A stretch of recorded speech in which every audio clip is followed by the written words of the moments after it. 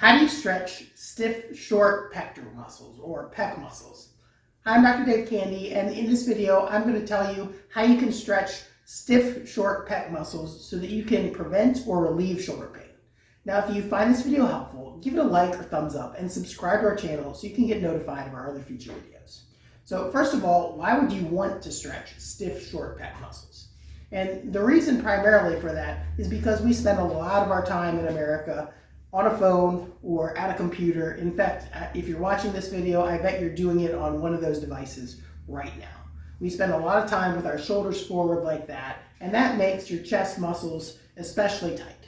Then when you go to reach up for things, if your chest muscles are too tight, you can end up pinching your rotator cuff tendons and causing shoulder pain. That rounded shoulder position, it can also cause neck or upper back pain. So there are a lot of good reasons to stretch your shoulder muscles, especially if you're someone who does overhead activities like working above your head as an electrician, or lifting weights, doing powerlifting or weightlifting or CrossFit, or someone who does overhead activities like volleyball or hitting a tennis serve. If you do any overhead activities, that's another reason why you'd want to stretch your pec muscles. But this is more of a how-to question, so I'll show you a couple ways that you can stretch your pec muscles. And the first and easiest and probably most convenient to do in everyday life is just stretching in a door frame. Now you can do this in a corner as well. You don't necessarily need a door frame. You can do it in an open corner, but the technique is going to be pretty much the same.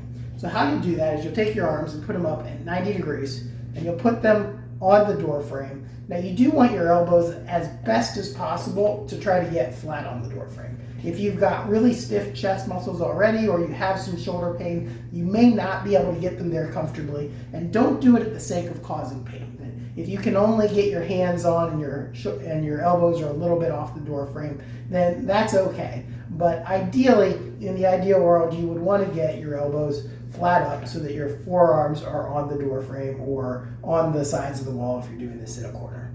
Now, you want to slowly walk your body in. You should be freestanding so that you don't fall at any time. If you walk in like this, you should be balanced and feel a stretch across your shoulders. You don't need to, and probably actually don't want to, lean in that way as much as you possibly can. You will feel a good stretch, but if you already have some shoulder pain, that going really far forward position actually pushes the ball of your shoulder further out in the socket, and it's probably not really helping you to stretch your chest muscles any further. In fact, it might even be setting you up for a little bit more of an injury. So if you already have some shoulder pain, it's important not to go too far into this stretch. Just go till you feel a nice, easy stretch, and then hold it right there. Over time, you may be able to go in a little bit more, and a little bit more, and a little bit more. As your muscle kind of lets go, you'll be able to stretch it a little bit farther. But if your muscles are sore and you're stretching to the point of pain, they're actually going to tighten up and they're going to contract. And it's going to prevent you from stretching the way that you want. So you're actually kind of working against yourself if you stretch to the point of pain.